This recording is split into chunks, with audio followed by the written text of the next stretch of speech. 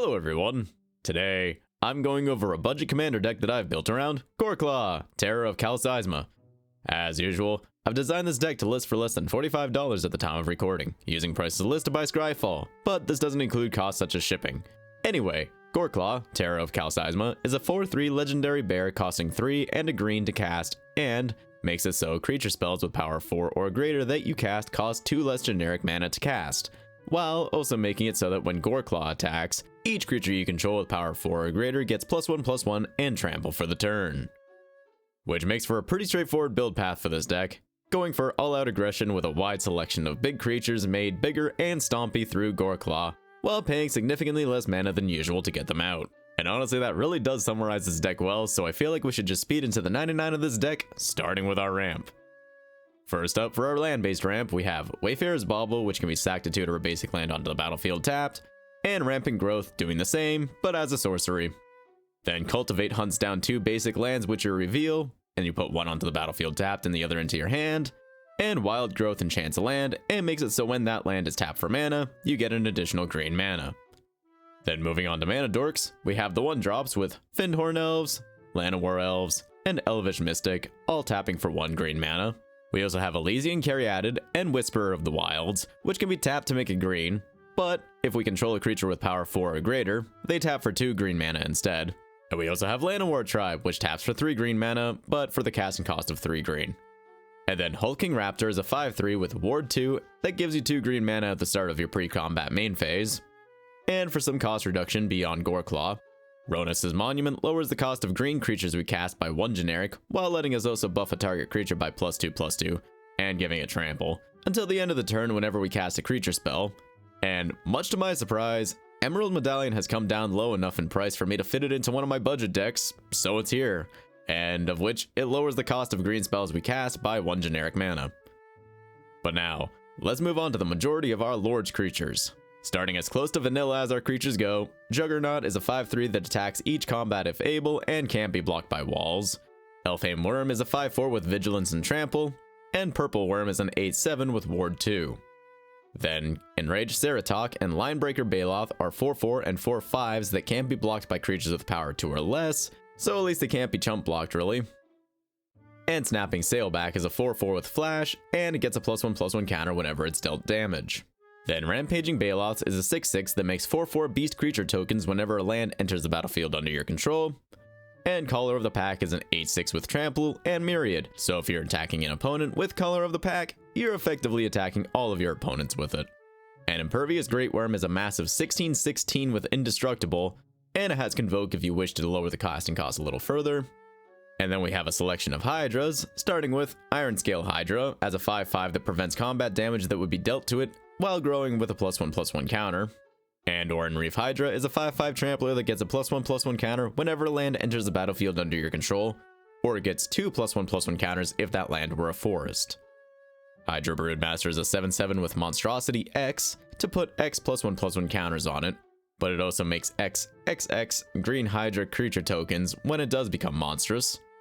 And finally, Nissian Wilds Ravager and Gargos Vicious Watcher are Hydras that can fight other creatures, the former being a 6/6 where an opponent of your choice can choose to let it enter the battlefield with 6 +1/+1 counters on it, but if the opponent chooses not to, Nissian Wilds Ravager gets to fight another target creature, and then Gargos fights another target creature you don't control whenever a creature you control becomes the target of a spell, while it also has Vigilance and makes our other Hydras cost less to cast.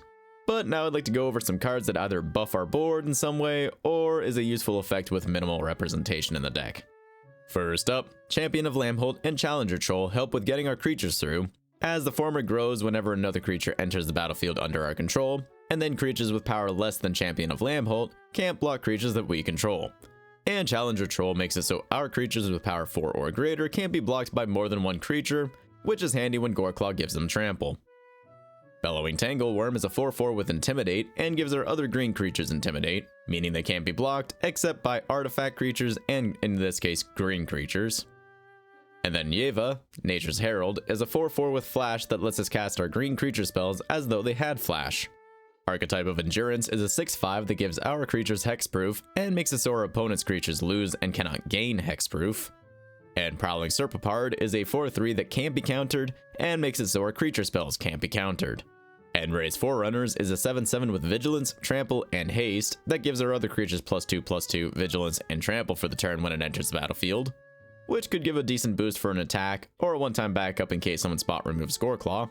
And Unnatural Growth doubles our already chonky creature's power and toughness at the beginning of each combat. And Blade of Selves gives its equipped creature Myriad, so you can effectively swing at each of your opponents with your largest creature. But now I'd like to go over our various sources of card advantage.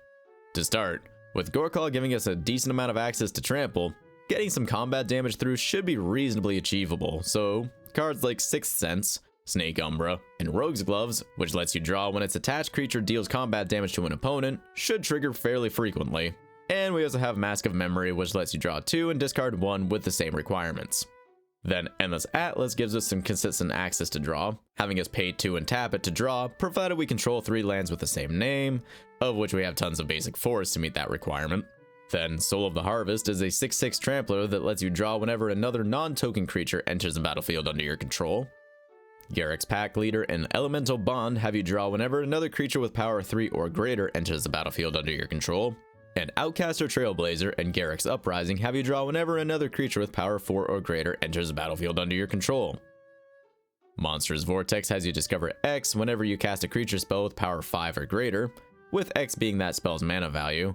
And Discover has you exile the top cards of your library until you exile a non-land card with a mana value less than or equal to X, which you can cast without paying its mana cost, or you could put it into your hand, while you put the rest onto the bottom of your library in a random order. Then Keeper of Fables has you draw a card whenever one or more non-human creatures you control deals combat damage to a player.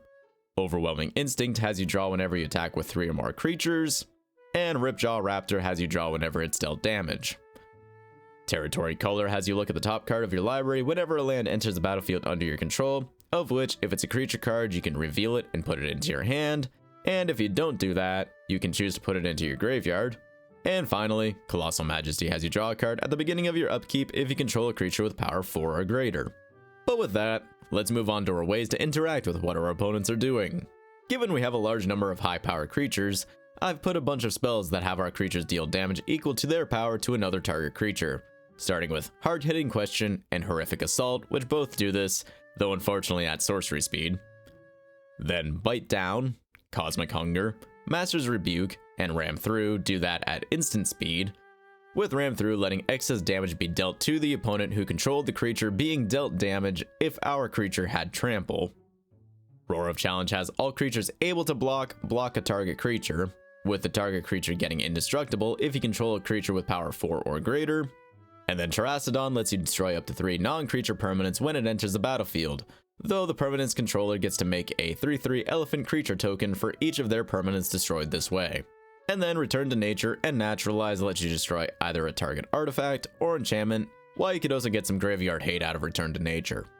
And finally, Azura's Predation is a one-sided Weenies board wipe, having you make a 4/4 Phyrexian Beast creature token for each creature your opponents control, and then each of those beasts fights a different one of those creatures, which will likely clear out a lot of creatures while leaving you with at least a few Phyrexian beasts to play with later.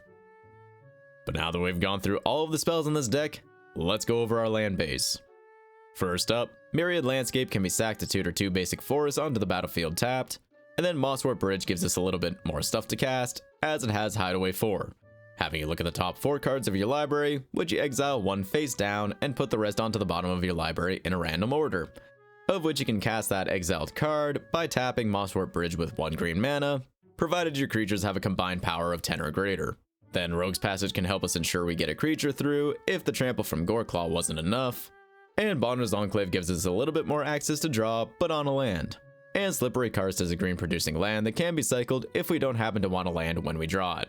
But aside from that, we'll fill the rest of this deck with 31 basic forests. And now that we've gone through all 100 cards in this deck, let's take a look at that price. And as you can see here, this deck is currently listing around $44.50 at the time of recording, which is including our basic lands at 10 cents each, but this doesn't include shipping costs. Now I'd like to go over a handful of cards that you may wish to consider if you're looking to upgrade this deck somewhat. Throne of Eldraine, Gyre Sage, and Fanatic of Ronus are all great sources of large amounts of mana, while Throne of Eldraine can also provide a hefty amount of draw. Tribute to the World Tree pretty much turns the majority of our deck into cantrips, as we draw whenever a creature with power 3 or greater enters the battlefield under our control, but for those few weenies we have in the deck, they'd get 2+1/+1 counters upon entering the battlefield. War Room gives us a bit more access to draw on a land, with a fairly low self-ping cost since we're in a monocolored deck here. And Ghalta, Primal Hunger, is another massive stompy creature that would be very easy to cast in this deck once we get a little set up. And Silverback Elder either gives us interaction by destroying a target artifact or enchantment, or ramp by looking for a land from the top 5 cards of our library, which we can put onto the battlefield tapped, or technically we can gain 4 life whenever we cast a creature spell. But with that, if you'd like to build, adapt, upgrade, or otherwise play with this deck, the link, as always, is in the description down below. If you liked the video, consider giving it a like, and if you'd like more budget commander decks, consider dropping the channel a sub. But regardless, thank you for watching, and I'll see you in the next one.